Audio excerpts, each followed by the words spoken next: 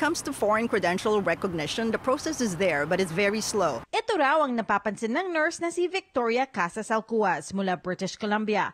Bagay na sana raw matutukan ng mga partido ngayon halalan at ng susunod na gobyerno sa Ottawa. It needs to be streamlined faster with the federal government giving us direction and funding straight on from federal to provincial, empowering nursing leads and licensing bodies to really streamline the process. Bukod sa matagal at mahirap na proseso para makapagtrabaho ang internationally educated nurses o IEN sa Canada, mas makakabuti raw kapag may sistema at polisiya para makapagtrabaho sila sa lahat ng bahagi ng bansa. Tinututukan niya rin daw ang mga pangako ng bawat partido sa healthcare.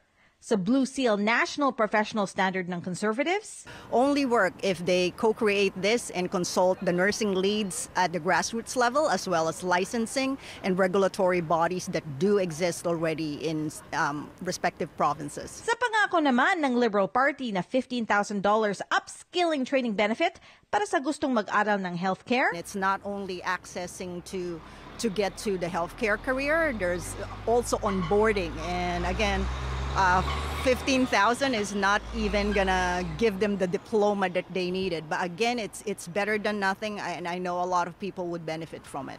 Tungkol naman sa pangako ng NDP para magbigay ng incentives sa mga probinsyang gustong mag-fast track ng IEN accreditation. I would ask them and request that they do talk to actual nursing leads per province to really figure out what are the best equitable ways of distributing these incentives that would really benefit us. At ang kanyang reaksyon sa pangako ng Green Party na mag-train ng mas maraming health workers. Recognizing the Green Party and making some efforts in making it better at the grassroots level is very much welcome. Bukod sa mga pangako sa healthcare, importante rin aniyang bumoto sa partido na may pinakamagandang plano sa housing, poverty, mental health at food security. When these systems fail, which is what we're seeing now, then our healthcare services are the default for anything and everything that we need. Teresa Barrera, Omni News, Vancouver.